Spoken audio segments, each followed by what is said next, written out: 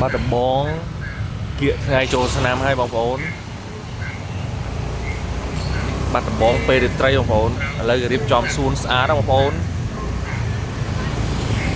អ្នកខេត្តផ្សេងអីចូលឆ្នាំអាចមកលេងខេត្តបាត់ដំបងបានបងប្អូនឆ្នាំនេះរៀបចំសក្រាន្តធំបងប្អូនគៀកខ្វះថាដល់មួយខេត្តទេបងប្អូនគុណប្របីនៃខ្មែរយើងចូលម្ដងបងប្អូន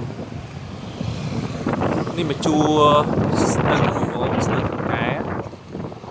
ថតពេលវេលាម៉ោង7បងប្អូនឃើញថាស្រស់ស្អាតសម្រាប់ថ្ងៃនេះដែរគឺថ្ងៃទី5ខែ3 2021នេះម្ដងមានឯករាជ្យបងប្អូនជារួមប្រាក់ដល់20ថ្ងៃទៀតបងថា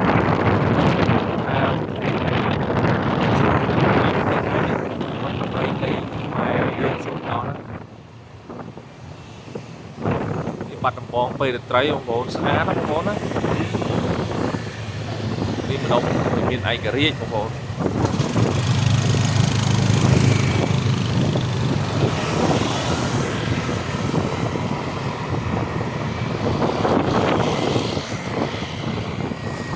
រៀបចំភ្លើងនេះគឺរៀបចំឡើងឲ្យទៀតបងប្អូនជំនឿដល់ថ្ងៃនេះស្អាតខ្លាំងហើយយ៉ាងថតទៅជុំខេត្តផ្សេងទៅបងណានេះទិដ្ឋភាពក្នុងខេត្តបាត់ដំបងគៀកថ្ងៃចូលឆ្នាំនេះមកដល់ហើយចិត្តសាលាខេត្តនេះកាន់តែស្អាតទេបងប្អូនណា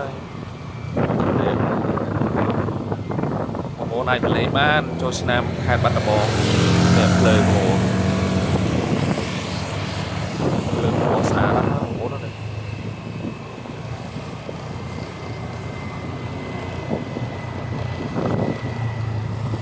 អូស្អាតខ្លាំងនេះម្ដុំសាលាខេត្តបងប្អូន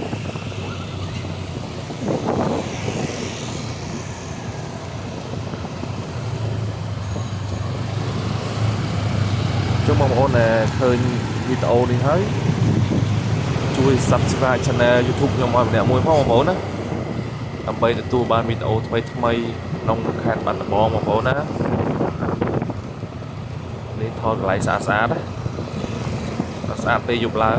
អូស្អាតណាស់បងប្អូនអើយ